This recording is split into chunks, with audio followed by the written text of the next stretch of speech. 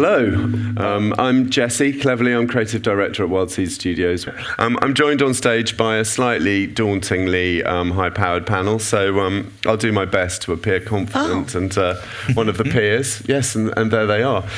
So next to me is Sarah Muller, who is standing in for Amy Buscombe, who was unable to come. But Sarah's just made a glorious return to the CBBC as Head of Acquisitions and Animation. Next to her is Tim Compton, who's the Joint Head of Kids at Lime Pictures. Next to him is Jackie Edwards, who's the Head of BFI YACF, FYI. Young Audiences Content Fund, please. Young Audience Say it loud, Content say it Fund. proud, Jesse. Yes, the British Film Institute Young Audience Content Fund, Thank to you. give you your full title. Thank you, sorry about that. Early gaff. Next to Jackie is Amanda, who's the Creative Director of Content for S4C. And finally, very much last but not least, Foz Allen, who is the Creative Director at Bryn Coed. So, welcome everyone. Thank you for your time at this horrifically early hour. But maybe what we should do is just start by asking each of you briefly to just tell us who you are, where you work, and what you do. Sarah. Okay, obviously this is a very last-minute addition, and if I'm really honest, whilst this is a subject I'm really passionate about and I've done quite a lot of and have plenty of ideas about, you're just going to have to forgive me because I haven't done anything really like this in the last 3 years. So some of my knowledge might feel a little bit dusty, but we'll try and make it relevant. Sorry about that. I was in charge of drama development for in-house at CBBC. Since then, I've gone on to head up children's at Channel 5, which really means Milkshake. And after that, I've been lucky to be running the children's channels at Sony. And it's marvellous to be back at the BBC now. Thank you. Tim. Is that enough? Yeah, that was good, I thought, yeah. But managing our expectations. Oh, yeah, getting that now. Yeah. Okay, good. All right. Tim. I work at Lime Pictures, who are probably best known in a kid sense for Free Reign, which is on Netflix at the moment, House of Anubis for Nickelodeon, Evermore for Disney, and we have made some local stuff too. And as a company, a big part of the building blocks for it was Grange Hill. Yeah. So yeah, I work there in the kids department. I head it up with Angelo Abella, and I'll be casting my mind back to the last local drama that we made, which is a couple of years ago now. Excellent. Jackie, if we're still talking. Of course we are. So I'm boxed fresh into the Young Audiences Content Fund, fabulous new pot of money for the support of development and production of public service content for UK producers. Hurrah! And prior to that, I was working at the BBC in a similarly titled job as Sarah's. Yes. Yes. It's about Yes, Canny. I had quite a And you similarly would- yes. titled job for a while Yes. as well. It's Yes. not in any way inward-looking or tiny, our business. No. So I did a 10-year stretch at BBC Towers, and prior to that, I was an independent producer for quite a long time, as somebody pointed out in another panel. Amanda, tell us. I'm head of content at S4C, the Welsh language broadcaster. We commission across all genres. We've got seven strong commissioning team. Everything is through the medium of Welsh. We've got about a £65 million spend.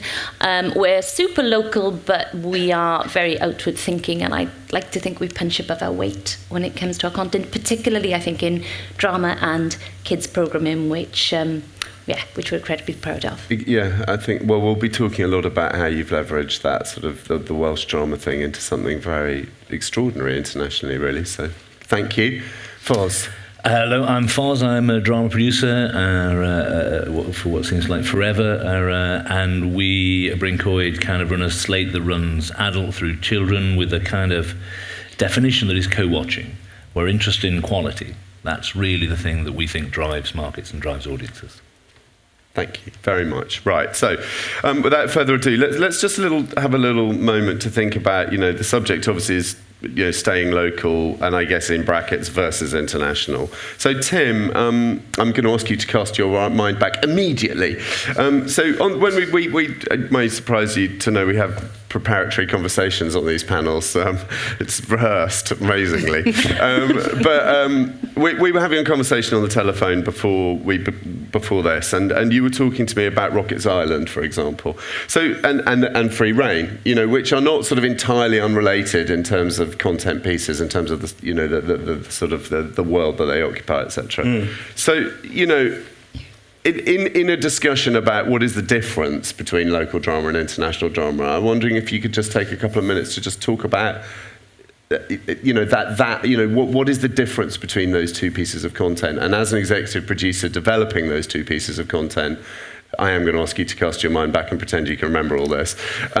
You've got a storyline in for Free Rein and you've got a storyline in for Rockets Island, and you've got slightly different glasses on, right, when you're looking at that in terms of what's the thing you're trying to deliver to an audience. Yeah. And obviously then there was Evermore, which, and actually, Foz, we could talk about Wolfblood because they were really quite early examples, I think, of international feeling shiny kids dramas, that played locally. So just talk a little bit about the Rockets Island Free Rein difference. Sure. I mean, Rockets Island wasn't without ambition. It was very exterior, really, very beautiful. We were blessed with some really lovely summers, and all of that obviously applies to Free Rein.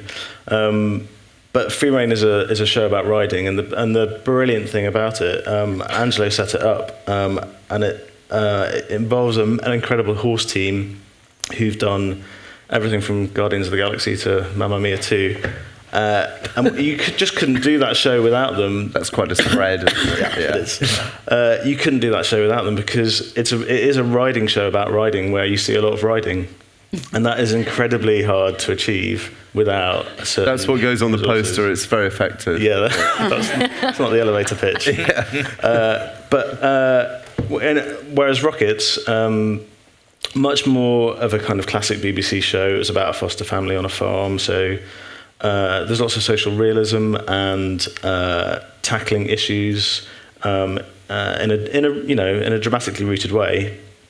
And there was horse riding in it, but Rocket's sister was the rider, and you hardly ever saw her on a bloody horse. So I remember making Kidnapped for the BBC, and we were like, let's not put them all on horses. I think they're this unstoppable force on foot. Yeah. It actually made it better, weirdly, but anyway, yeah. Okay, so there's the budget constraint. I get that, but there's the and whatever. But editorially speaking, when you're looking at a storyline for Free Rein, are you sort of that feels that's a bit that's a bit tough, or are you looking at Rockets Island storylines and going, that's a bit kind of light and a bit kind of fluffy, or is it that binary, or? It's not that binary because Rockets had a fair amount of escapism in it, but I think I think it is about specificity. So global shows have to be they don't have that specificity to them because they have to work for everyone in 190 countries. So. It's great we don't have to see them go to school and dodge the fact that they're in school uniform, and that suddenly immediately is distancing for some territories. Okay, so they're better dressed in international drama. That's the first thing we've learned. Yeah, I'm not joking. Always. So that's a basic difference, but it's an important one. And then the nature of storytelling. You might look at the kind of stuff that Dumping Ground looks at, and through a very British lens on something like Rockets, and you wouldn't really on Free Rein, with a few exceptions. So it's got it really does not pull its punches. There was an episode in the second series where a horse was really ill, and it's an incredibly grueling watch emotionally. So it's not I get it. Shallow. But it's that kind of global approachableness, really. And I mean, and Jackie, obviously, they've come up with a really quite sizable sum of money to answer what is, we're calling it market failure, right? Mm-hmm. In terms of, there's a perception here that there's a problem, and a need, So I wonder if, from your point of view, obviously, the value of local storytelling. I mean, when you're all discussing putting this fund together and what the criteria should be, what are the discussions that are happening at the BFI about why we need local stories? Like, what is the value, do you think, of local stories to the audience? I mean, it's quite simple, really. I think it's really, really important for children to see their own lives reflected back at them and Yeah. the themes, the issues that they are confronting. Yeah. But I think, even if it's sort of in a local context, a local setting, it doesn't mean it's not something that can travel either, No. because all of those themes, those issues, some of them are very universal. For sure. And you think about Netflix's Sex Education. I think that's a really good example of something that's grounded in lovely Welshland, Yes. our homeland. Although that's somewhere they Welsh. filmed, and you're like, have you ever seen Wales looking that? I have. Yes, I have. Yeah. Yes, I know exactly Okay, where that yes. is, and it's Sadly, very I've- beautiful. I recommend it. It's a holiday I've never picked destination. that summer to go on holiday in Wales, sadly. But But you think the sort of the themes and the issues. But it's a show that does very well in sort of several places. But there is a real importance to it, and it's very big part of the reason that the fund is in existence. Ofcom identified that there's not enough live action public service content that reflects British kids' lives. So we are very super keen on supporting that. But as I say, it doesn't mean that they're not shows that can't get funding. But I think it's that resistance of international buyers to live action, because they all feel the same as people at the Yeah. BBC do. It's not reflecting our kids' lives, so we're unsure of it. So it's very, very hard to secure a pre-buy sometimes. is it not? And distributors, it can be, and distributors are sort of quite resistant, because I know a lot of people have kind of not recouped on investment with drama. we spoke on the phone, didn't we? And we talked a little bit about, for example, Grandpa in My Pocket Yeah. as an example of a show which, I mean, I It's won't. a great Let's just talk about. preschool drama example. Now, there's the thing. You look at it and you know it's British. Yeah. But it's like British with the brightness, the contrast Yeah. button turned full up. Yeah. But it's that thing. It's recognisable. You've got lovely intergenerational relationships, but it's like sort of almost magical realism for preschools, because Yeah. you've got that heightened reality feel because of the look of it. It's British, but kind of bright and pops more. You've got magic. You've got a magical grandfather. Yeah. And it's quite funny. Yeah. So it's travelled very well. It's gone to 106 territories. But I mean, But exactly 106 territories, but but they they never couldn't- made that with any. There was no There was no co-production money in intention. there, was there? No. And there was no co-production money. There was no distribution advance, Yeah. as far as I understand it. But it sold very, very well. Yeah. But who could have predicted? Yeah, yeah. I mean, I want to come to you guys, Foz and Sarah, to talk a little bit about kind of the pros and cons of this. But before I do, Amanda, you, as we were saying in the intros, I mean, S4C has had, some amazingly big international successes, based on stories that feel extremely, like, in their bones local. And we were having some really, I thought the conversation was interesting anyway, but but you were saying, so I thought some really interesting things about what it is about the way in which local actually provides you with a window into international, so in a slightly counterintuitive way. Just could you talk a little bit about that, because obviously that's what you guys do pretty much every day, isn't it?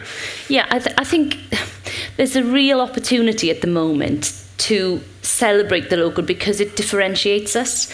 And when the market is flooded with so much content that can feel very samey, and that works to algorithms to deliver what they think audiences want, the unexpected, the stuff you didn't think you would find, is really valuable. So I think local, universal, and everybody talks about it now, but what that means actually is something that gives you a world that you feel is different to the other things that you can watch. Yeah. And I think that's a massive opportunity for us.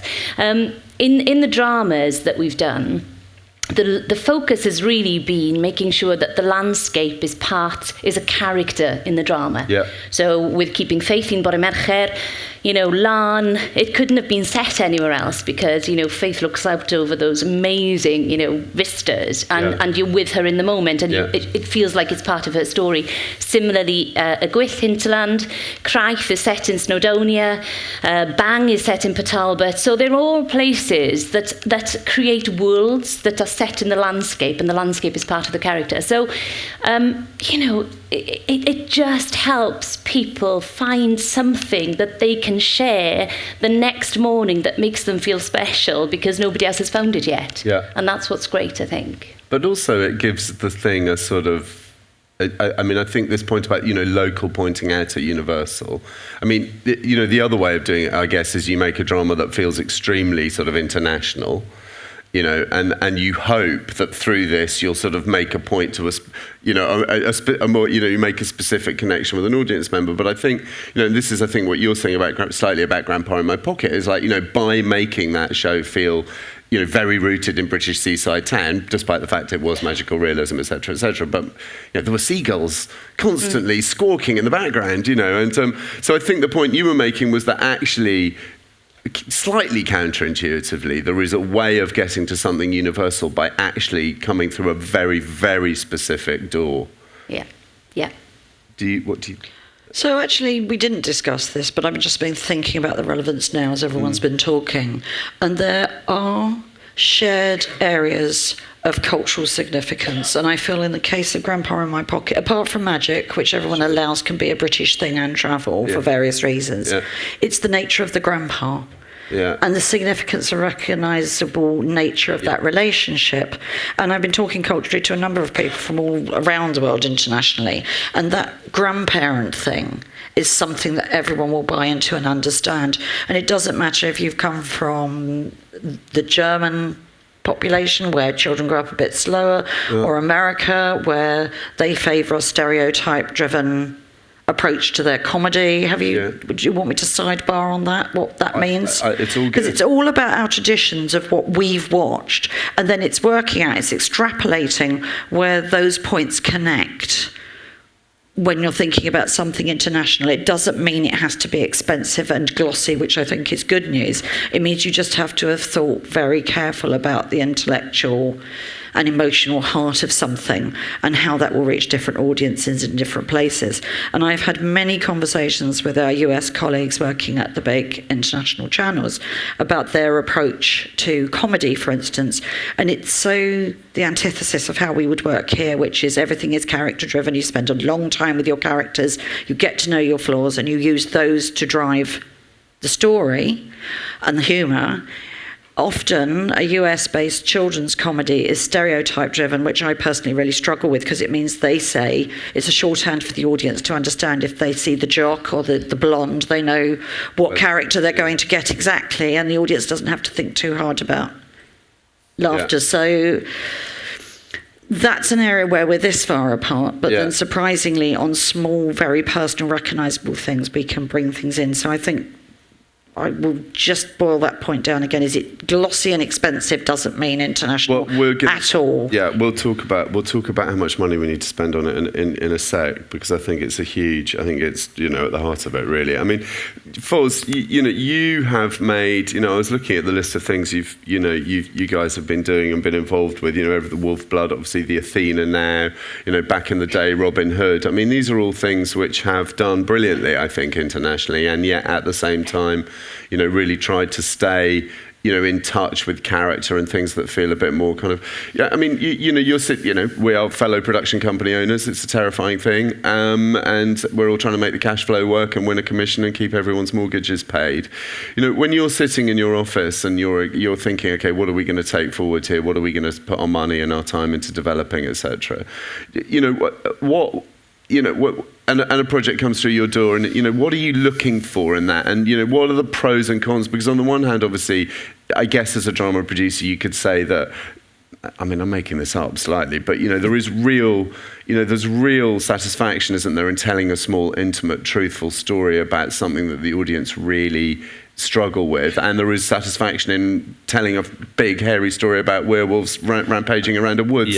So what are the pros and cons from you, as a producer, when you're sitting there making these choices? I want to back up Sarah's position in the end, because whatever the wrapper, it's about the emotional engagement. That's it. So, kind of Jackie's very interesting on Sex Education. Sex Education is a British show, but its storytelling techniques are all American. That's a jock show. The jock has become a swimmer rather than and so on. Yeah, but we're all enjoying it. And Netflix it's off the scale. And you kind of go. So that's local, international, by merging. And I think there's a way of looking at our products, and and I do a little bit of this kind of thinking through the slate. And at one end, you've got your Bentleys. you've got your Chernobyls. In the middle somewhere, you've got your ITV thrillers, which are your Fords. And then you've got your little new electric cars buzzing around at the edge, whatever they're called, kind of, trying to make a difference. Hands up who's following this extraordinarily convoluted metaphor. I'm loving it. And then you've got the passionate and distinct. Yeah. So, S4C, Welsh language is a very clear definition of what it needs to do. Yeah. And you guys have been thinking very carefully for a long time about how you articulate that. And that's led to some really interesting stuff. And you kind of go, okay, so that then becomes like a Morgan Freemade car. Kind of on your own over there. Okay?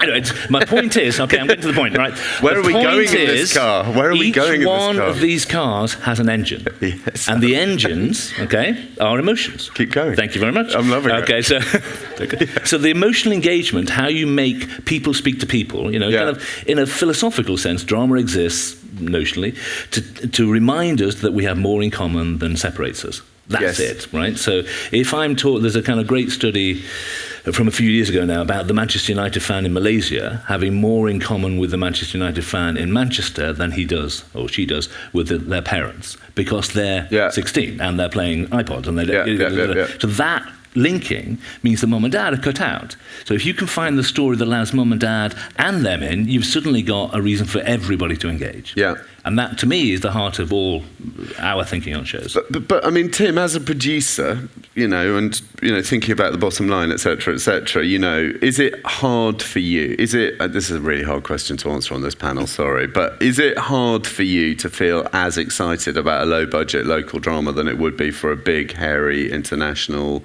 co-produced thing? I mean, is local drama a hard thing for a production? I mean, you guys are quite big and very well established, understandably.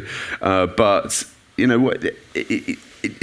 honestly, is there a bit of a we should do it, but God, that's going to be hard, and I've got used to Netflix money now, and I mean, the money is lovely, but I think it's really about the idea and the emotional heart of the project. So one of the things I've fought for hardest, and I'm probably proudest of, was a 3-parter we did years ago, which was never going to have a life beyond 3 episodes, but it was about something very specific, and it was incredibly local.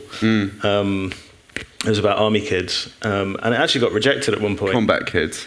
Yeah. Terrible title, but I think I'd have gone with that. But it was really about something, and when it got rejected, we and our very supportive exec all felt like if the BBC didn't make that show, then no one else would. Yeah. We did a lot of research, and the kids that we spoke to fed into it massively. When we showed it to them, they really felt like their experience, which is incredibly unique, it's so specific, which is probably why it was never going to be returnable, they felt like they'd been represented. Yes, I mean, this word returnable, it's tyrannical, isn't it? Yes. Yeah. Because it makes you design everything in a certain way rather than going, okay, we're just going to tell this amazing story in 3 parts and there you go, that's the story. Yeah. You're like, oh, but has it got legs? Yeah. Yes, but if you don't do that and it is successful and suddenly a second series is visited on you, we've all seen the whiffy second series that's nowhere near as good as the first one. I know. So you haven't got any idea how it's going to happen and how you can move it onwards. Then you are limiting yourselves. So it's a yes, but. You are, but on the other hand, some stories, just like Chernobyl, Series 2, maybe not. No. Fukushima, though. Fukushima would be great, right? How did the Japanese cope? Next, 3 Mile Island. Yeah, exactly. Okay, yeah, that's right. Hold on. That's good. Okay, so could talk about that, obviously, for the rest of the session, but moving on, let's talk a bit about money. Let's talk about production values, and because obviously, it feels to me like there's this sort of almost, I don't know if it is, but it almost feels like there's this sort of it's kind of accepted wisdom now that the audience got used to high production value. That's sort of something tell all the time, right? is that really the case, do we think? So Sarah, you're at the BBC now, and, you guys have done everything from, I did You Get Me when I was at the BBC with Billy and Maddie, actually, which cost absolutely nothing, but was fantastic, we thought. And then we also made Kidnapped in New Zealand, which was, considerably more.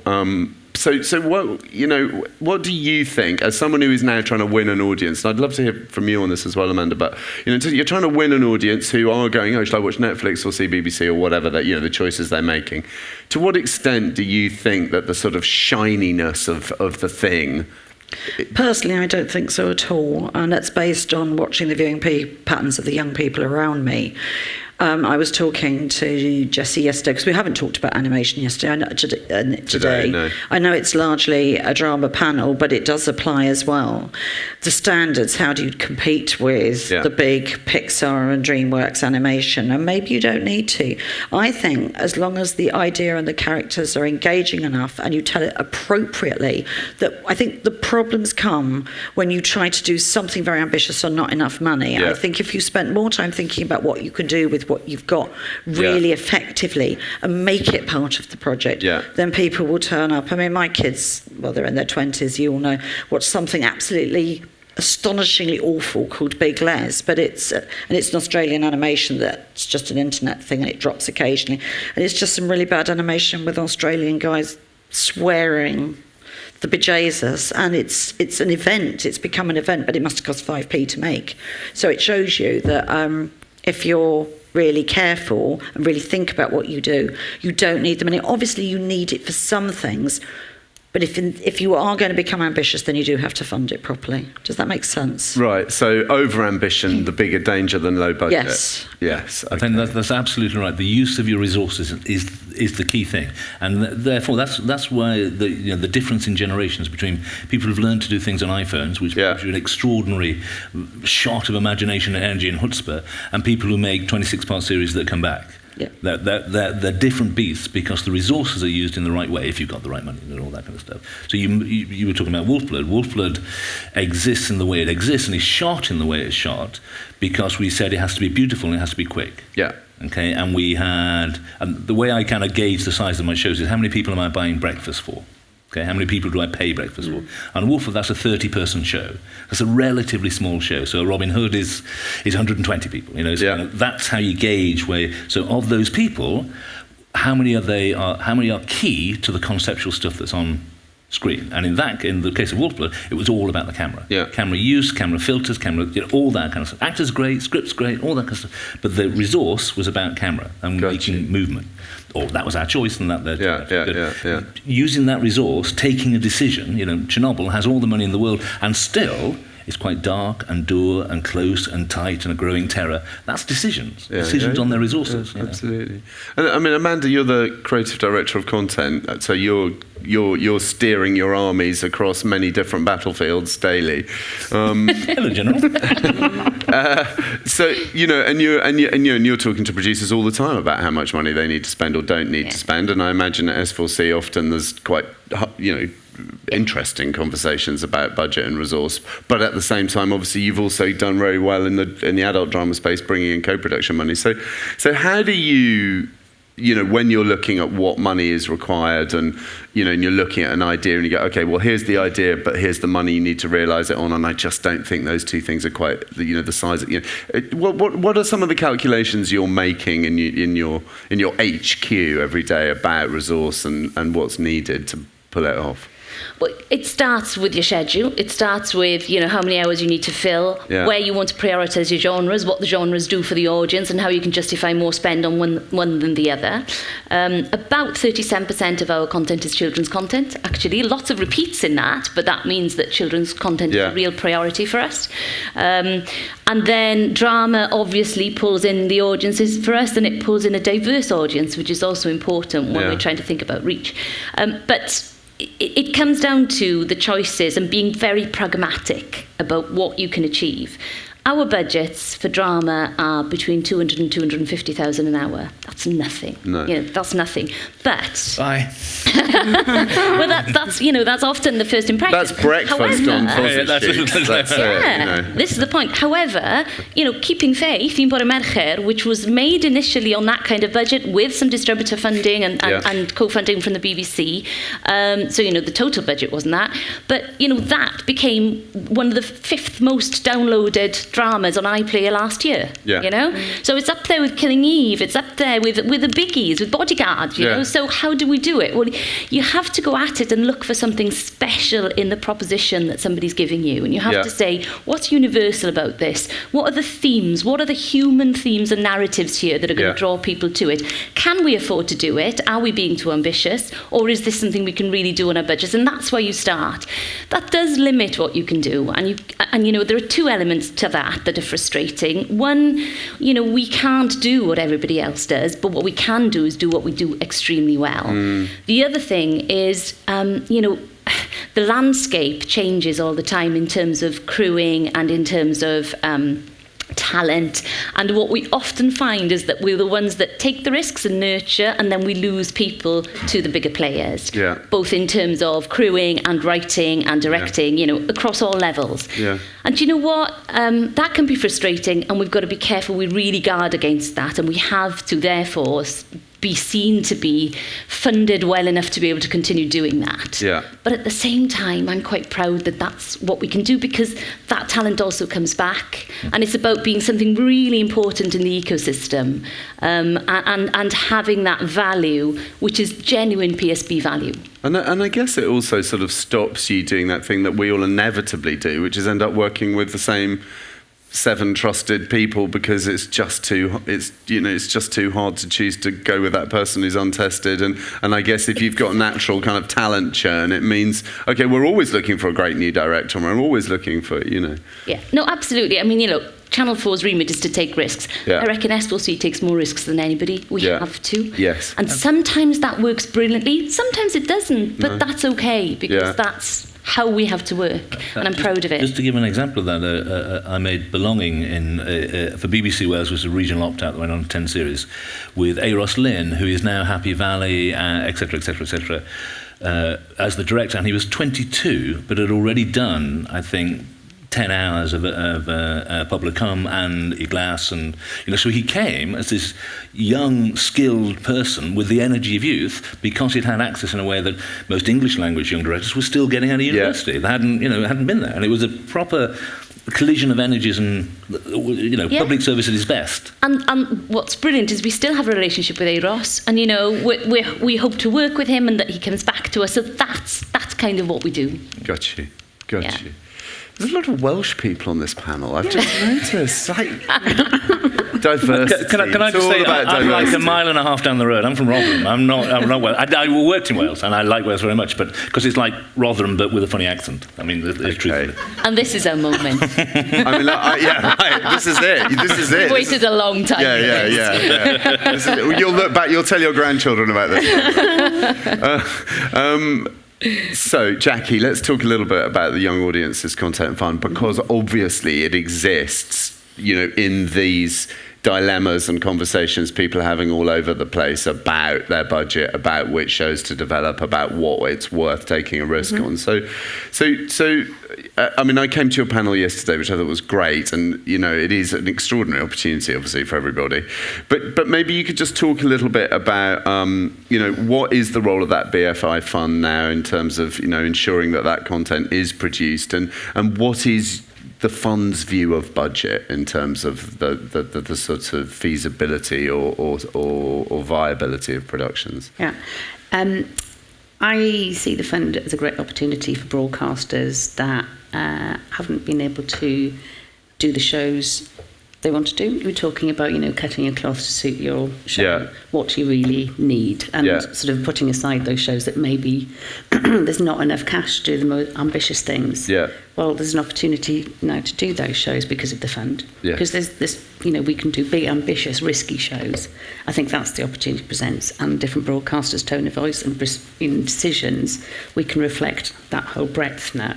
And whether it's sort of small amounts of money or larger, the opportunities there, and we are flexible, and we are really open to the exciting ideas, whether the budget is large or small. And it really is about those fantastic ideas that are relevant to British audiences. And in terms of, you know, that I mean, I guess most savvy producers have got very used to sort of, you know, editing their thought process right at the beginning, where you go, this is a local show, it's never going to therefore we should, you know, we need to keep it interior, we need to keep the cast down, we need to keep, you know, whatever. Well, no longer, I guess. You can be expansive, but think about whether or not you really need to do it. Yeah. What is it going to bring? What do you really need to do to tell that story properly? Yes. You know, and don't do it for the sake of it because the cash is there. Do it so you can tell a story in a better way, and think more expansively for sure. But you know, every show is different. We know that. Yes. But you know, there's an opportunity to go for the shows that you haven't been able to do before because that extra money is there. Yeah. And perhaps not compromised. Kind of just on the international thing, we've got a show that's about I won't do the detail of it, but it's about a group of crews who are involved in crime one way or another. And most of the international buyers are not interested in kids and crime. That doesn't sit in their moral barometer. Yet, because you think about the transportability of adult crime dramas. Yeah. They're very popular, Yeah. but you know. But the controllers of the streaming Children's. services in particular view their moral compass in terms of children. So we're adapting our moral compass on this show because there's lots of other bits of the show that I think are important and good to make it a spy show, right? So these people are now doing undercover illicit work for the good of the state as opposed to the... And suddenly everyone's interested. It's all very exciting. So the kind of thinking is like you think for every broadcaster, how do you sit inside their moral compass, their view of the world, what you need to do without compromising you. That little compromise actually hasn't hurt us, I don't think. But when the kids were involved in crime and now they're spies, that's a very it's interesting, isn't it? Because it's a sort of subtle shift. It's a completely subtle, but they're still committing it's also crimes. kind of quite right. Yes. They're still breaking in, heisting, all that, but they're doing it on behalf of the state.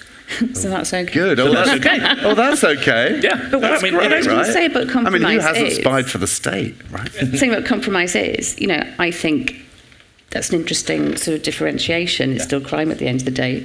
It doesn't matter who you're doing it for. But, you know, with the funds, you could actually make the show you were thought of in the first place and then see what the appetite was for sales later on as acquisitions rather than pre-buys. There's an opportunity not to have to make those compromises.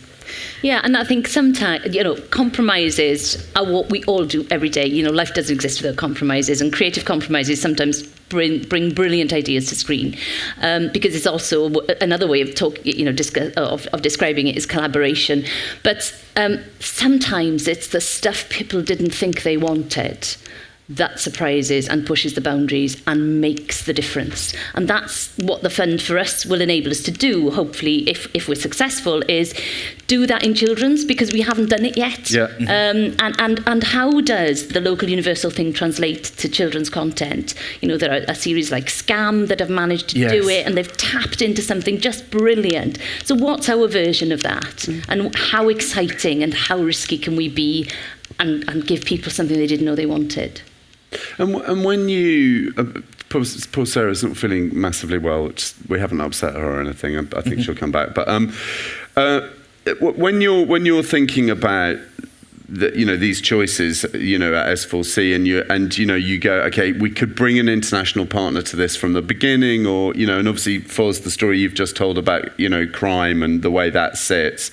When you're thinking, do we bring an international partner in from the beginning, or do we try and go it alone for a bit longer? What are some of the some people would call it compromise, some people would call it creative conversations and evolution. But what are the sort of I'll come to you on this first, Foz. But what the advantage of having an international partner in at the beginning is, what are the advantages and disadvantages, I guess, of having that conversation from the beginning? I really don't know, to tell you the truth.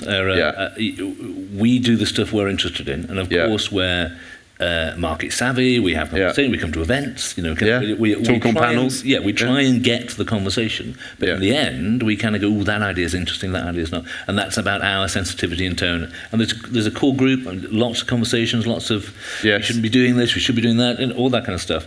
In the end, we then build that, and that maybe is a small amount of money.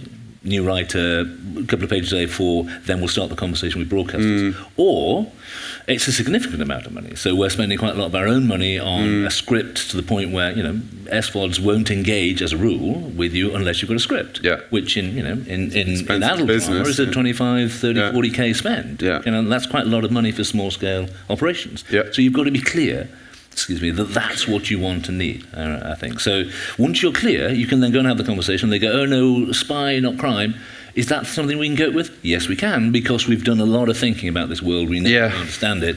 If they'd said sport, not crime, the show would have fallen apart.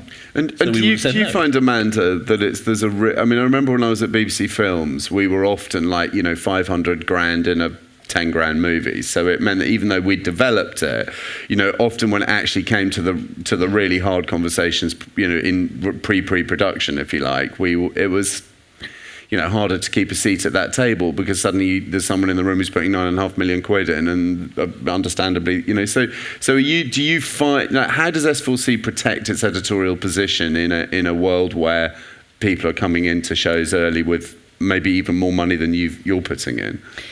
Well, being first helps. Yeah. Being the person that takes the risk from the beginning, and we've had a brilliant drama producer, drama commissioner in Gwawr Martha, who sadly isn't with us anymore, but will go on to amazing things, I'm sure. And she was very strategic in the way she approached it. She was there for 7 years, and she built the ability to trust talent because she also nurtured the talent across that time. So she was able to then take strategic risks on things like developing Un Bore Mercher, Keeping Faith. We developed all 8 scripts before any other broadcasters came along. And that was because we had a brilliant commissioner who had faith in it and could see something in it. Yeah. And, she had our backing to do that. Yeah. So you have to be first. And then I think, is there an advantage in having an international player in from the beginning? Of course there is. The advantage is that you can be more ambitious. You can be, you can broaden your horizons in terms of the kind of content you can create. But it absolutely depends on the partner as well, because it can be a poison chalice, and they are going to be more risk averse than you are. They're not going to get the difference, the difference that you are, and that you bring sometimes. So it depends who they are. The other thing I'd say is that I don't know why this happens, but if a series is successful, the second series is always more expensive. So the second run of something you'll find suddenly is much more expensive because success, just means everyone that feels people's expectations a bit more are different. confident. But also, I think everyone feels confident asking, don't they? Yeah. So often for us, the first series is easier. Right. Yeah.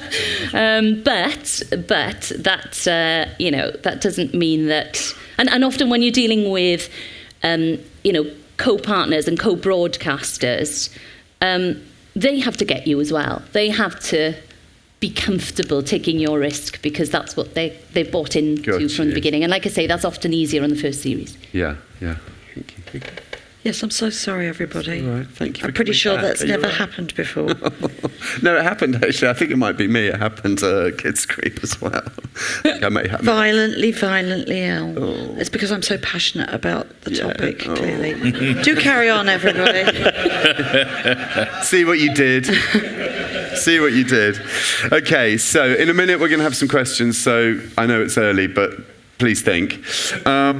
But let's just talk about, where all this could or couldn't go. Do you feel up for a question? Yes, of course. Okay, so if we get this right, this new sort of, and I say new, but in this new world where there is this sort of super premium international, and there is this new opportunity, and obviously there's growing opportunities, I think, probably to make stuff at lower budgets because of technology, etc. If we get all this right, what do you think?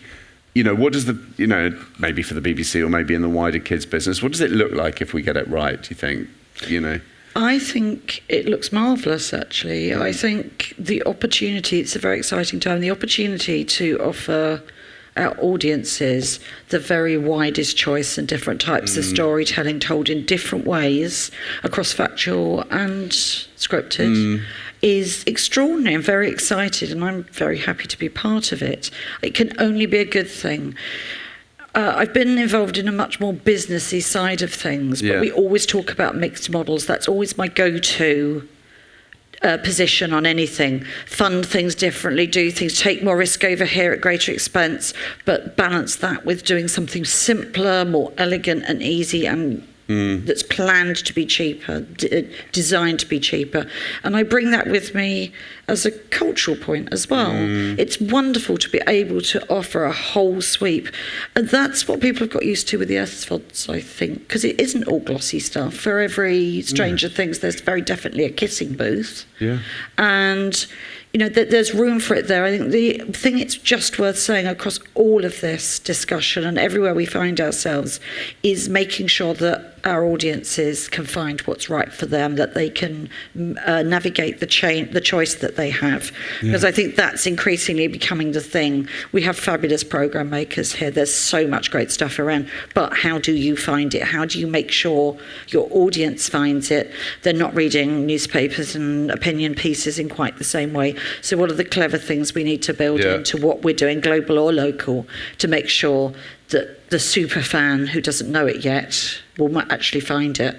And I mean, obviously, there was a thank you. There was a risk, Jackie, that the fund was there to mitigate, wasn't it? And the risk, what was the, which I guess is what it looks like if we get it wrong, right? Well, which we won't. No, which we won't. Of course we won't. But truthfully, locally produced live action drama for kids has been a slightly threatened creature. It's been a very tough world for people to. So the risk, if we get, I know we're not going to get it wrong, but the thing you guys are trying to prevent is what? We want to see, as Sarah says, it's about choices, offering our young audiences choice and different experiences through different genres. And drama is such an important way of telling really relevant stories to our young audiences. So the risk is if we're not able to provide a good variety through the auspices of this fund, because here's a golden opportunity to prove a big point about the importance of children's drama. So we want to see variety. We want to see all things, big, small, something in between. And if it went wrong, and we only ended up with sort of endless kind of mid-Atlantic kind of, shiny mid-Atlantic, whatever. This is also a really difficult question, but is that something that we would mourn more than the audience? Would the audience notice, do you think, if it was all sex education and sort of Lemony Snicket? Do you think they'd go, oh God, what would? I guess is it sort of? They might not know what's good for them, and I'm perfectly prepared to accept that as a group of kind of adult professionals involved in the enriching the lives of children, we might know a little bit more about the unintended consequences than the audience do. But in your research, is the audience conscious of the value of local stories, do you think? They like to see themselves, we know that. Well, so they must be, right? And the popularity of long-running shows like The Dumping Ground and things like that, they speak directly to our young people. Yeah. And so they would feel the absence of those shows that speak directly to them. They love the other stuff as well, but it's about variety. It's offering them a really rich mixture of programming that says different things but speaks to them.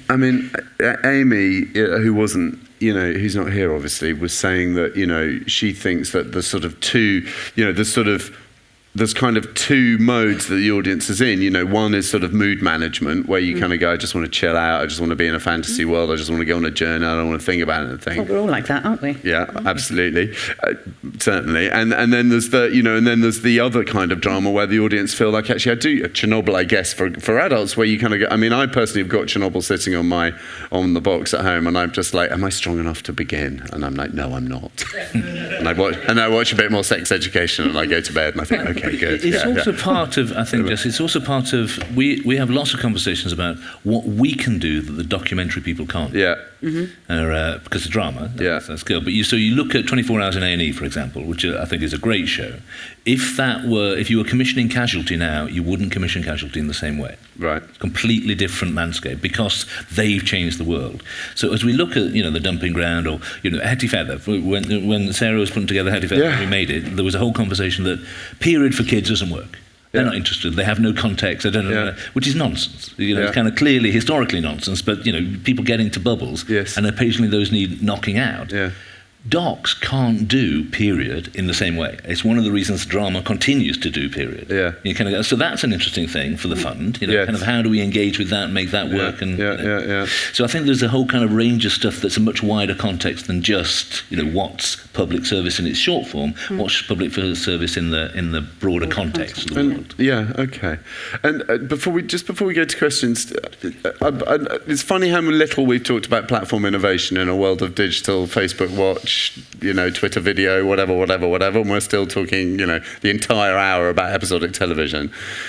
I don't know why I'm looking at you, Tim, but I am, okay. Platform agnostic, it doesn't matter. Platform agnostic, but when you're looking at thinking about, okay, how do I make sure that Lion Pictures is here in 20 years and and obviously audience consumption patterns changing, and we don't need to rehash the known shift, but do you think about platform innovation as one of the ways in which you sort of hedge against the future? Do you, or is it just so hard? I mean, we've all had the conversations, haven't we, where we go, God, wouldn't it be great to do this or that or the other, and you go, yeah, hold on, who's going to pay for it, and how's that going to work? And then you sort of go, okay, back to 22-minute episodic television then. But do you think that there's an opportunity for producers, for the people in this room, to be thinking about platform in a new way as a way of making sure that they're still here in however long, 15 years, 10 years, whatever? Yeah, absolutely. But with the caveat that I think old viewing habits die hard. So we've got the builders in at the moment, which means we don't have a dish, but we're all watching on demand. And I thought we were in another Foz metaphor there. We got the builders in, and in the garage with the car. Where's this guy? There's that car again. Yeah, sorry.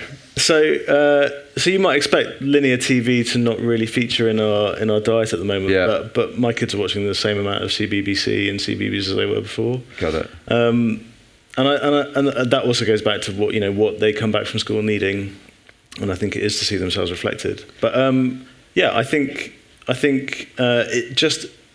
it just gives you more opportunities to access it. I mean, Amanda mentioned Scam, which is obviously probably the poster child of currently of it's a Scandi show about a group of teens and sort of dark goings on, but there's a lot of stuff on social media and other platforms, and then picked up by Facebook as one of their first originals, etc., etc. Yeah.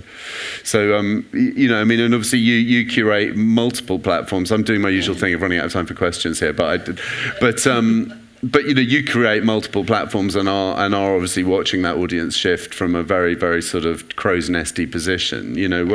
What role do you think producers and commissioners need to start really giving? Because really, there's been very little, hasn't there? Really, compared to the size of the change in the audience's behaviour, the form of storytelling has remained remarkably consistent. Yes, and some of that's conservatism, and some of that's because, as you say, old habits die hard. But at S4C, what are you trying to drive towards? I think old habits do die hard. What you asked whether a cross-platform strategy was one of the ways in which we can future-proof. It's the way in which we can future-proof. It's absolutely a cornerstone of our strategy going forward, because we just did our first digital short-form drama, Merched Parchus, Respectable Girls, which was a real risk for us, and was brilliantly written by new female talent that hadn't worked for Linear before, hadn't written for Linear before. So that's a really important cornerstone for us. There are a turning point for us, and we've just announced 4 big projects that are cross-platform projects that we're going to work with producers to fund over the next 2.5 years at $500,000 each, which are going to be linear, cross-platform, every element, every tier of every platform that is available to us is going to be used. And that's about creating fandoms around content. And that's about thinking about the linear broadcast as being the apex of a triangle that's much broader. Yeah. So, and kids content, the short form kids dramas for the future, they have to sit on every platform equally comfortably. And so it's the only way we can do it, really. It's integral. Okay. Right, 3 minutes.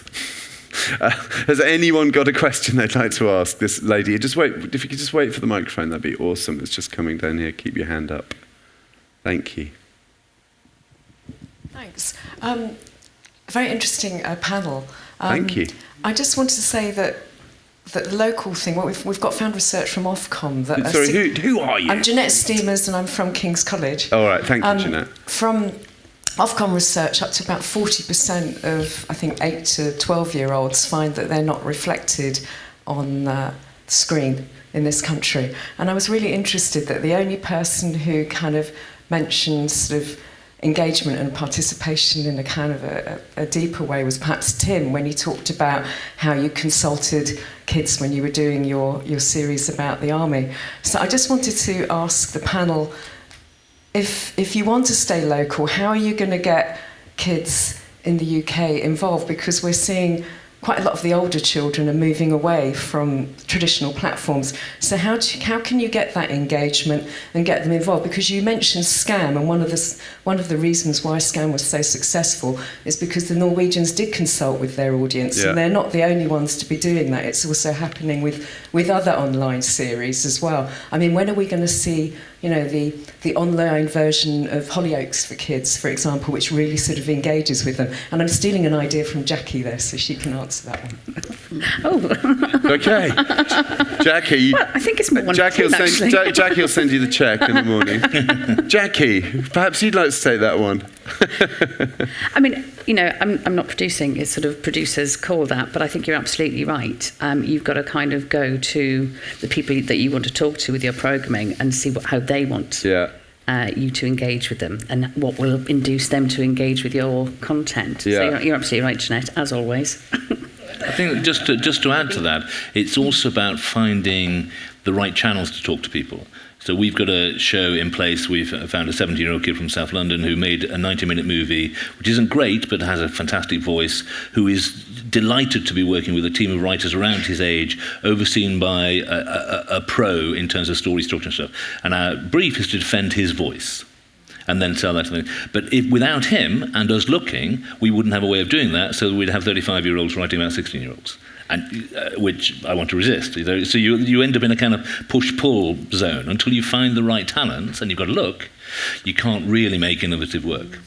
I think it's a really good point, and that's something that's the forefront of our mind when we're devising our new sort of short-form dramas for kids. So we are planning to work in consultation with them. We're working with the Scandies and getting the experts in to talk to us about how they made Scam, and I think it comes down to what's going to differentiate us and what will make the local really work in children's content is getting into that world that is unique, and we assume we know, but we don't. Well, I mean, one of the things Greg,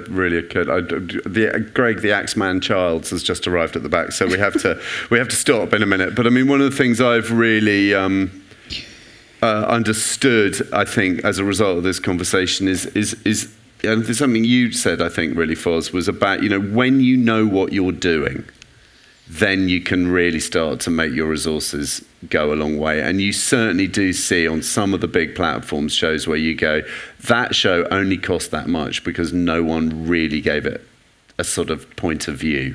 And I think, you know, finding a point of view and producing a point of view, I know it's over now, feels to me like a really valuable thing to do. And with that, thank you all so much for your time. Thank you.